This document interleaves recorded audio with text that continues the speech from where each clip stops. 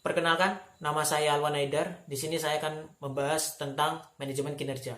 Pada bab sebelumnya kita sudah belajar tentang proses seleksi, di mana pada proses seleksi ini perusahaan melakukan setiap tahap-tahap seleksi dan pada akhirnya perusahaan mendapatkan tenaga kerja yang sesuai dengan spesifikasi yang mereka inginkan. Nah, pada bab ini kita akan membahas bagaimana perusahaan melakukan manajemen kinerja. Sebenarnya kita harus tahu apa itu manajemen kinerja. Manajemen kinerja merupakan proses di mana perusahaan melakukan pengembangan kinerja kepada seluruh sumber daya manusia yang ada, baik atasan maupun bawahan. Dalam melakukan manajemen kinerja ini diperlukan penilaian kinerja, di mana penilaian kinerja yaitu adalah proses perusahaan melakukan evaluasi kinerja sumber daya manusia yang ada dalam perusahaan tersebut. Pada umumnya, penggunaan penilaian kinerja ini hanya bertujuan untuk meningkatkan kinerja dari sumber daya manusia yang ada aja. Namun ternyata ada tujuan lain. Dan yang pertama yaitu perencanaan sumber daya manusia. Dengan melakukan penilaian kinerja, perusahaan akan mengetahui sumber daya manusia seperti apa yang benar-benar cocok untuk dipromosikan oleh perusahaan tersebut. Jadi bisa dibilang penilaian kinerja di sini sebagai patokan perusahaan, patokan mereka untuk membuat suatu perencanaan sumber daya manusia seperti itu. Dan yang kedua yaitu pelatihan dan pengembangan, di mana penilaian kinerja di sini dijadikan patokan sebagai bahan evaluasi oleh suatu perusahaan itu. Apakah pelatihan dan pengembangan yang mereka lakukan sudah baik atau tidak. Dan di sini juga perusahaan dapat melihat kelebihan dan kekurangan dari pelatihan dan pengembangan yang mereka lakukan. Dan yang ketiga yaitu perencanaan dan pengembangan karir. Nah, penilaian kinerja di sini dapat digunakan sebagai patokan bagi perusahaan untuk menentukan karir tenaga kerja yang ada di sana. Seperti itu. Yang selanjutnya yaitu program kompensasi. Penilaian kinerja di sini dapat dijadikan patokan bagi perusahaan untuk menentukan siapa saja yang berhak mendapatkan kompensasi yang tinggi maupun rendah. Dan selanjutnya yaitu hubungan karyawan internal. Ya. Dalam hal ini penilaian kinerja digunakan untuk mengambil keputusan di beberapa hubungan internal karyawan. Jadi pada hubungan karyawan internal ini bisa jadi tenaga kerja dapat dipromosikan oleh perusahaan agar memiliki hubungan internal dengan atasan, seperti itu. Dan yang terakhir yaitu penilaian potensi karyawan. Ya, kembali lagi penilaian kinerja dijadikan patokan, di mana dalam penilaian potensi karyawan ini penilaian kinerja digunakan sebagai patokan di mana perusahaan dapat melihat potensi dari setiap karyawan, apa kelebihan dan kekurangan mereka.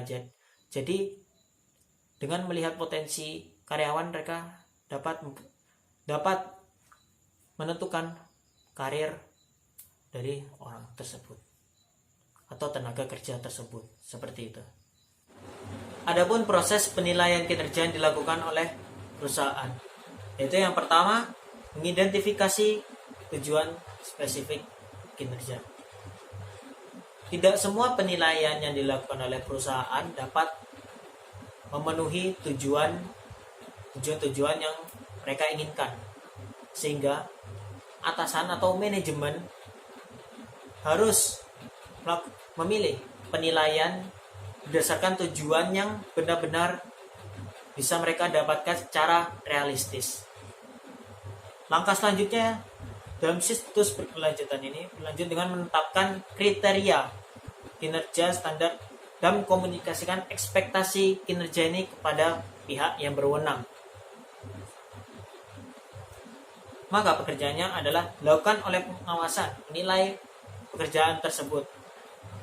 Nah, setelah melakukan penilaian pekerjaan, perusahaan akan melakukan evaluasi terhadap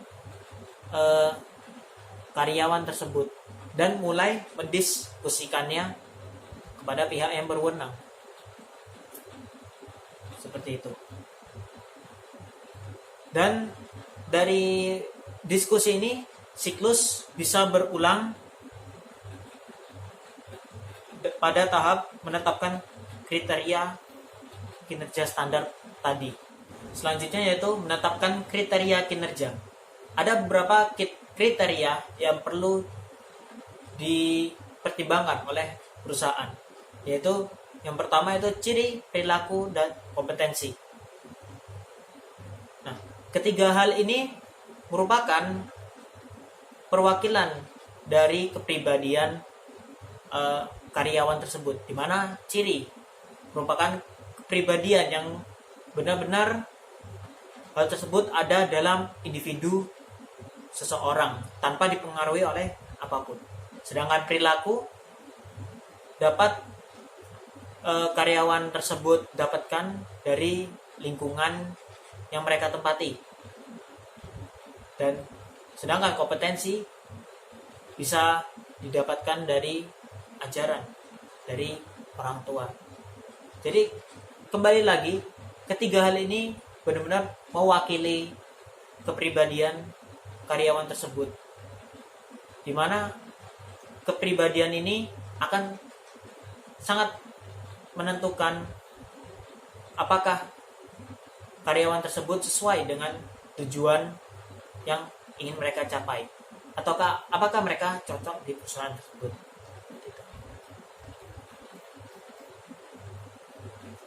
Yang kedua yaitu pencapaian tujuan. Kembali dari kepribadian tadi, kepribadian itu tadi akan sangat mempengaruhi tujuan yang ingin perusahaan tersebut capai. Jadi jika kepribadiannya tidak sesuai dengan tujuan perusahaan, bisa jadi karirnya tidak akan lanjut seperti itu di perusahaan tersebut. Yang ketiga itu potensi peningkatan.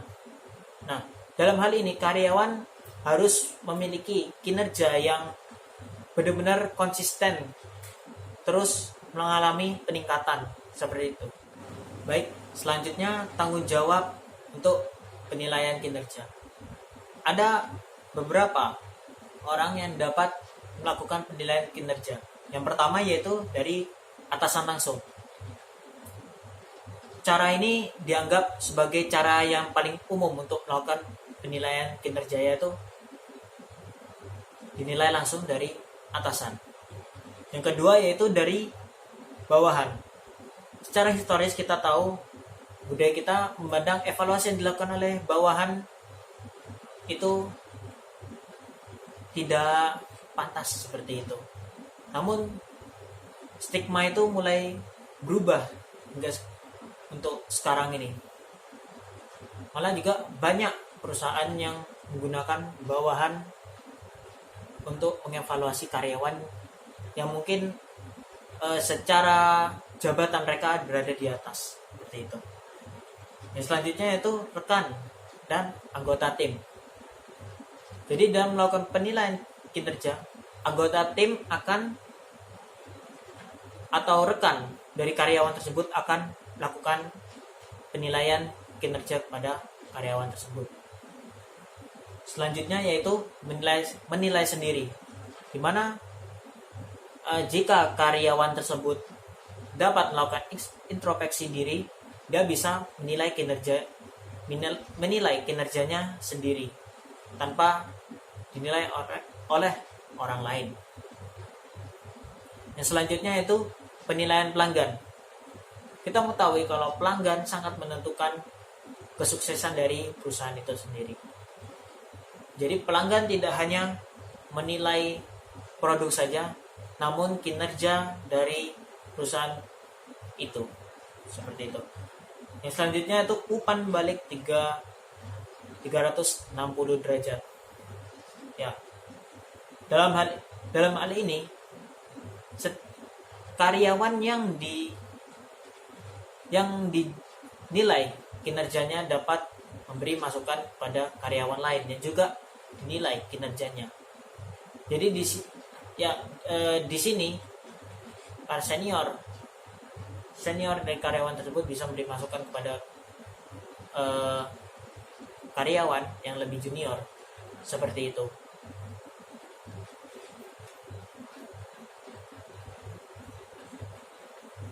Selanjutnya yaitu periode penilaian kinerja. Dalam melakukan penilaian kinerja, biasanya perusahaan memiliki periode rutin untuk melakukan penilaian kinerja. Ada yang 3 bulan sekali, 4 bulan sekali, seperti itu. Tergantung dari perusahaan tersebut ingin melakukan evaluasi setiap berapa bulan, seperti itu. Atau bisa jadi tiap tahun. Ya, dalam melakukan penilaian kinerja ada beberapa metode yang dapat dipakai oleh perusahaan. Yang pertama yaitu sistem karakter. Di mana dalam sistem karakter ini penilai mengevaluasi melalui ciri atau karakteristik dari karyawan tersebut,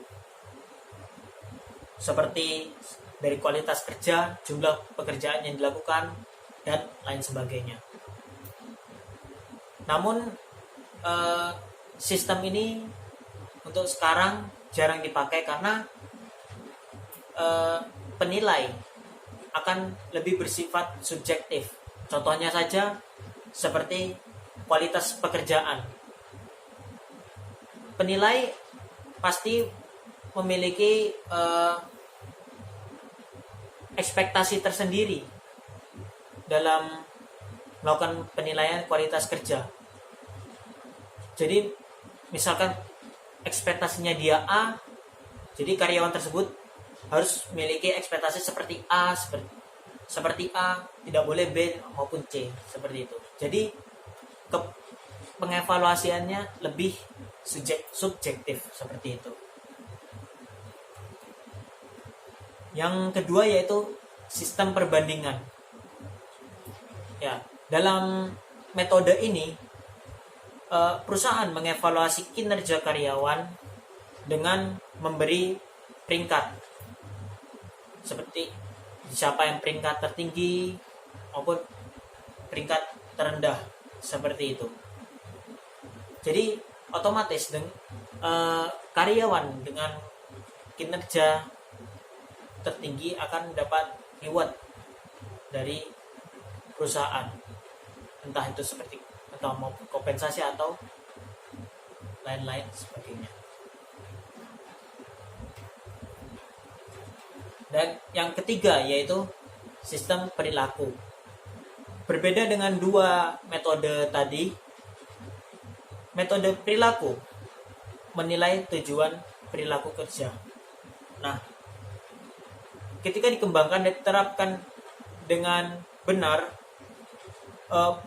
metode ini memberikan hasil yang relatif bagus untuk perusahaan. Jadi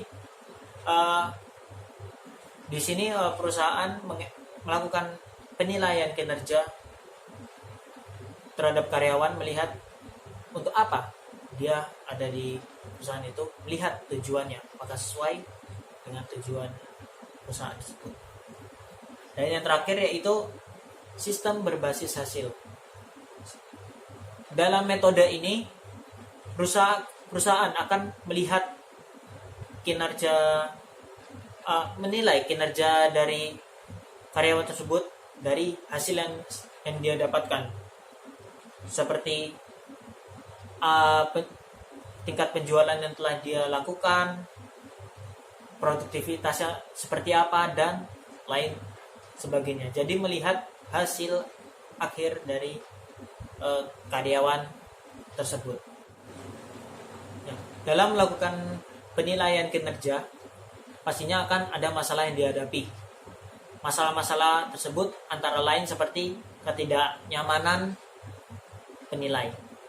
Ketidaknyamanan ini bisa disebabkan dari prosedur penilaian kinerja yang diberikan perusahaan kepada penilai, itu membuat mereka tidak nyaman.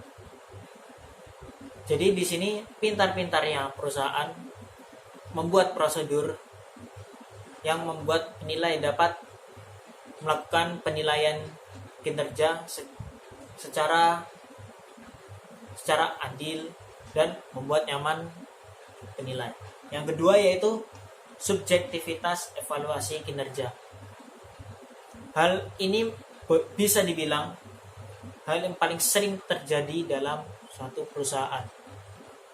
Nah, kesalahan dari subjektivitas ini ada beberapa kesalahan utama yang dilakukan. Yaitu pertama yaitu kesalahan bias. Kesalahan ini terjadi karena penilai melakukan penilaian kinerja hanya berdasarkan pendapat pribadi dari penilai itu sendiri.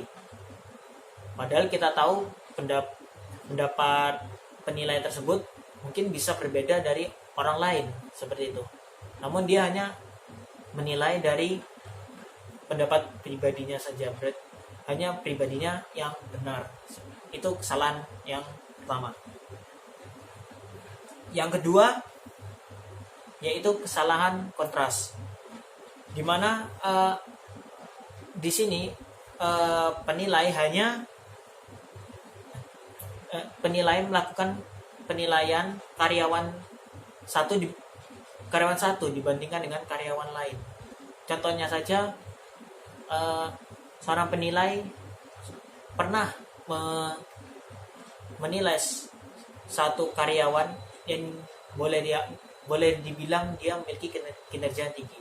Jadi setiap karyawan yang dinilainya akan dibandingkan oleh karyawan tersebut. Padahal kita tahu sendiri setiap karyawan memiliki kelebihan dan kekurangan yang berbeda-beda. Seperti itu. Jadi karyawan benar-benar karyawan satu tidak boleh dibandingkan dengan karyawan lain, seperti itu. Yang ketiga yaitu kesalahan kecenderungan tengah, di mana dalam melakukan penilaian kinerja di sini penilai hanya melakukan penilaian terhadap rata-rata dari karyawan tersebut. Jadi misalkan saja karyawan tersebut dinilai kinerjanya ada poin A sampai E. Nah, poin A nilainya sangat bagus, B sangat bagus, C sedang, D bagus, dan E tengah. Jika di rata-rata hasilnya bagus, ya hasilnya bagus. Tapi mungkin kalau 2 atau 3 indikator penilaian tadi jelek, jadi rata-rata penilaiannya jelek. Itu kesalahan yang ketiga. Nah, kesalahan yang terakhir itu kesalahan lisensi atau kekerasan. Dalam hal ini penilai menetapkan setiap karyawan pada posisi tinggi atau skala rendah, terlepas dari kinerja aktual mereka, seperti itu. Terkadang boleh dibilang ini jika dibandingkan dengan karyawan satu dengan karyawan lain ini boleh dibilang tidak adil. Terkadang karyawan terdapat melakukan satu kesalahan kecil, tapi mungkin hukumannya bisa berat seperti itu, maupun sebaliknya.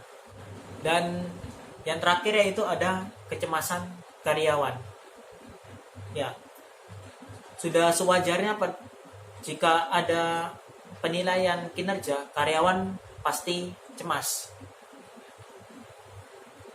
Terkadang mereka benar-benar takut dengan hasil yang akan keluar, apakah itu bagus ataupun buruk.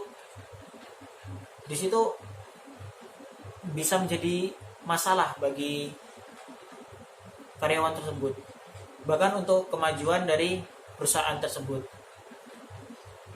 Mungkin kalau yang mendapatkan nilai yang bagus itu tidak masalah, tapi kalau dapat penilaian buruk itu akan mempengaruhi kinerja dia dalam bekerja di perusahaan. Baik, selanjutnya karakteristik sistem penilaian yang efektif. Untuk mengatasi masalah penilaian kinerja yang telah saya sebutkan tadi, pastinya perusahaan harus memikirkan bagaimana cara membuat satu penilaian kinerja yang efektif. Meskipun tidak sempurna, tapi setidaknya sistem tersebut harus memiliki karakteristik tertentu. Yang pertama yaitu kriteria terkait pekerjaan. Nah, keterkaitan kerjaan mungkin merupakan kriteria paling mendasar dalam melakukan penilaian kinerja seperti itu. Jadi dalam kriteria ini perusahaan akan benar-benar melihat atau menganalisis pekerjaan dari karyawan atau tenaga kerja tersebut.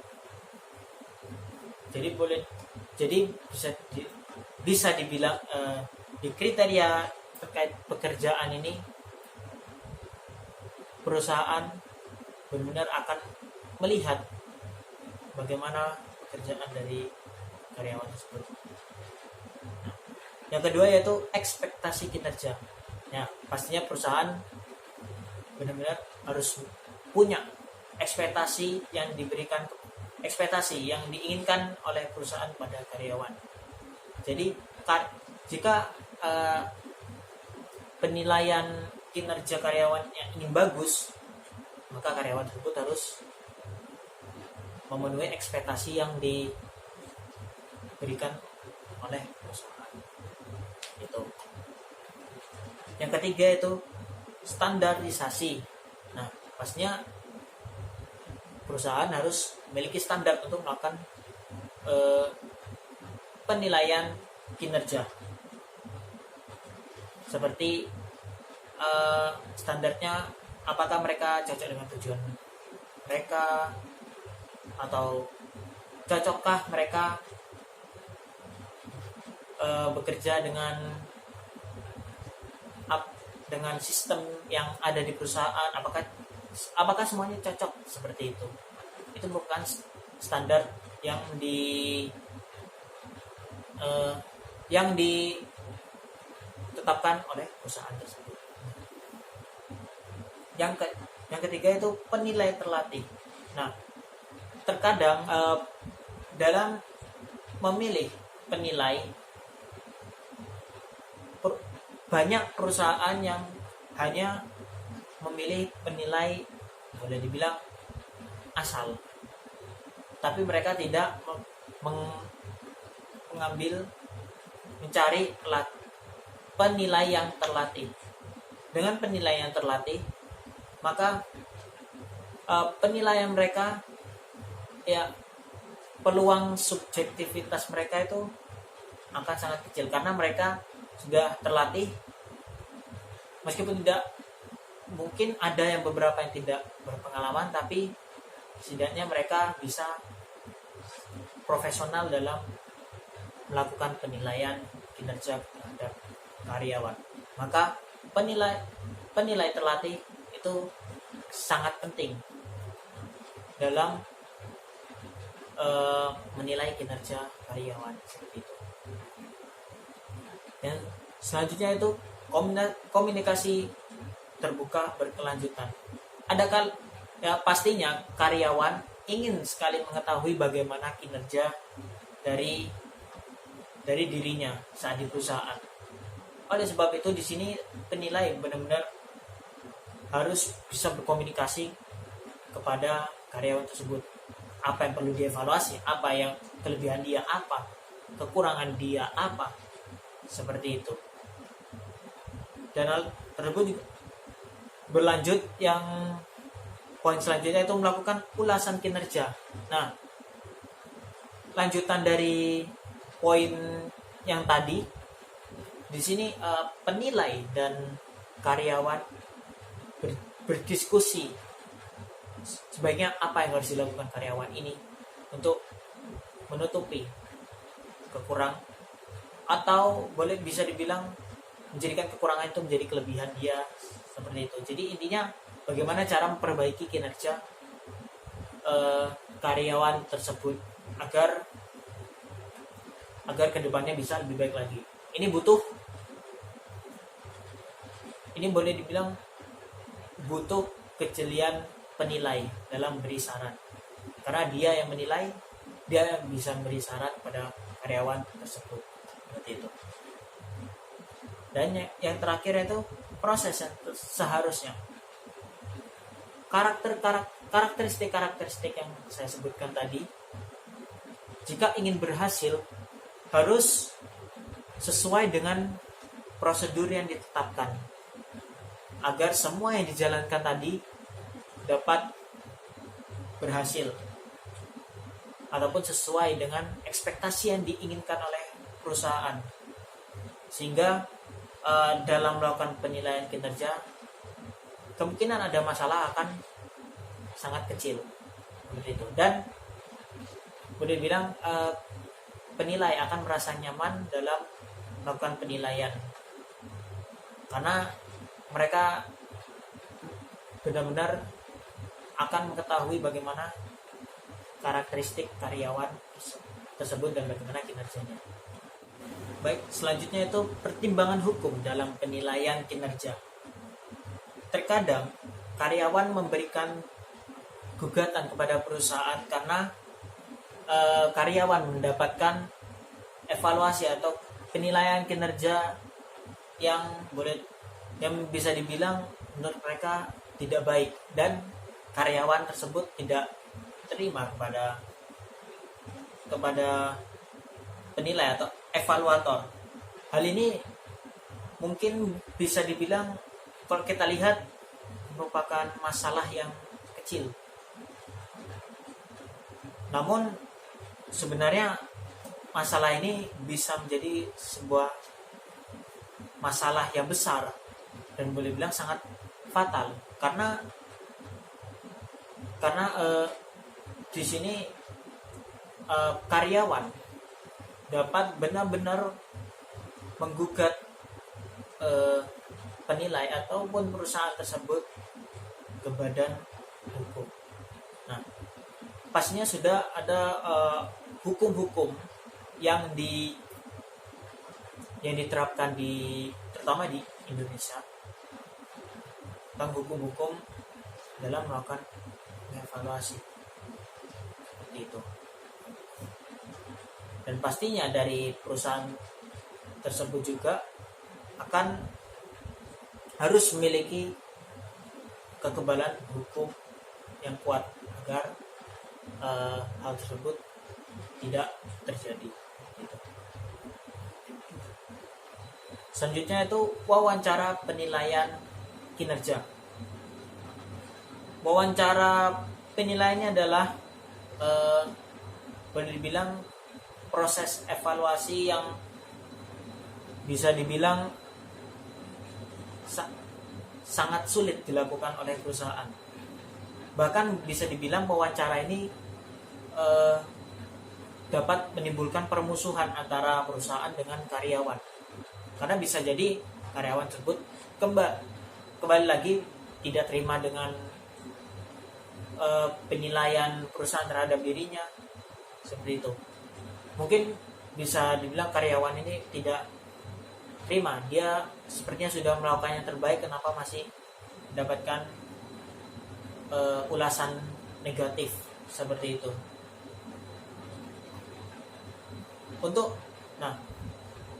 Untuk melakukan wawancara penilaian kinerja yang baik, ada beberapa hal yang harus dilakukan, yaitu pertama, menjadwalkan wawancara.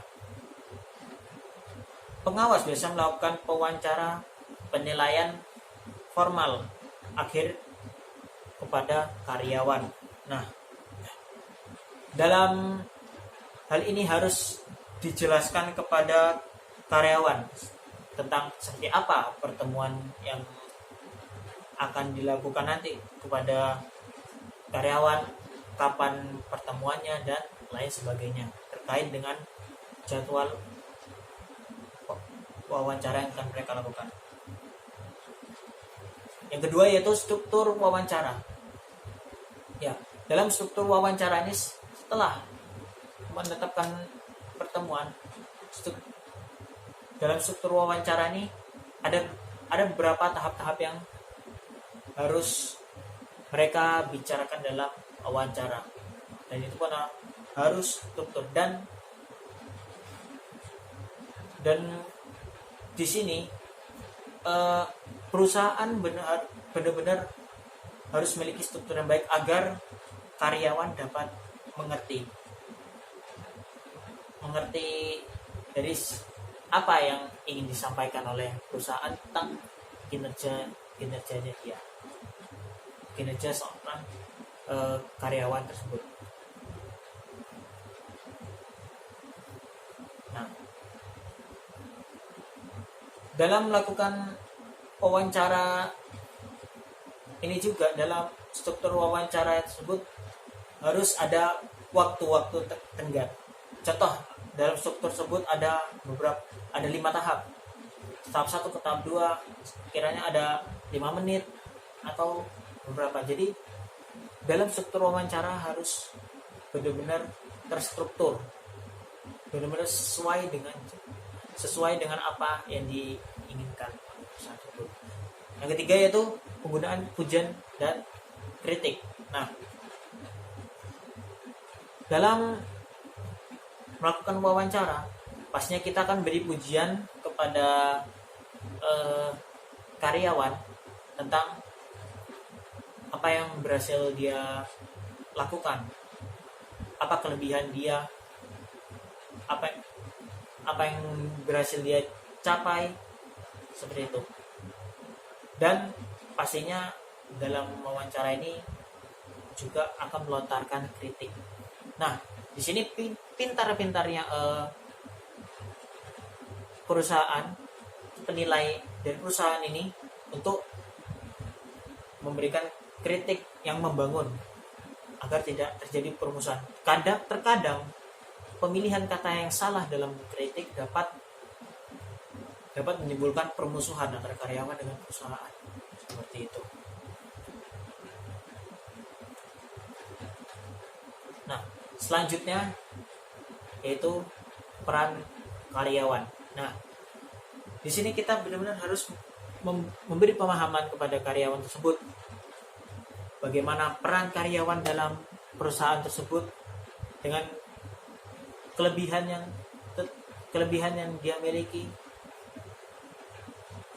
Jadi kembali lagi, perusahaan harus pintar atau penilai, bisa saya bilang di sini, penilai harus benar-benar pandai memilih kata agar karyawan tersebut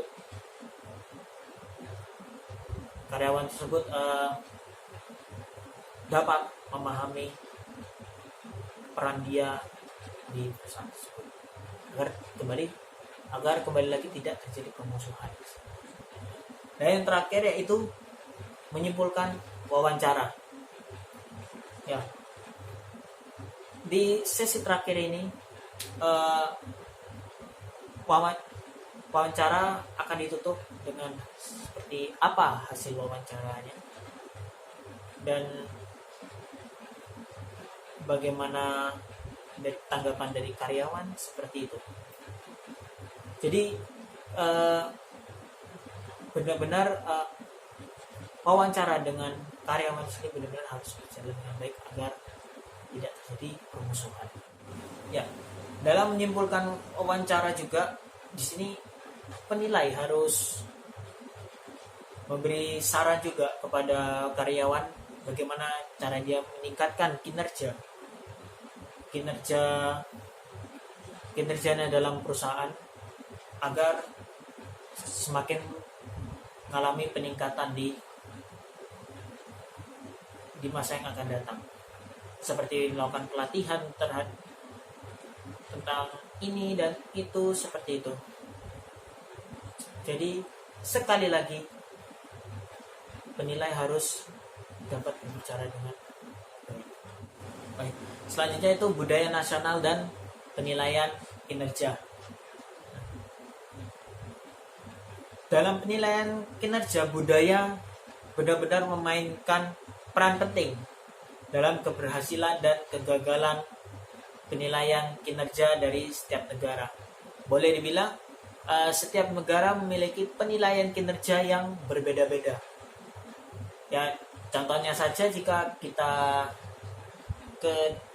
misalkan ke Cina, ada perusahaan menggunakan sistem penilaian kerja A, bisa dibilang itu merupakan identitas dari negara tersebut. Jadi kebanyakan Cina menggunakan A dan Arab Saudi mungkin menggunakan B, seperti itu.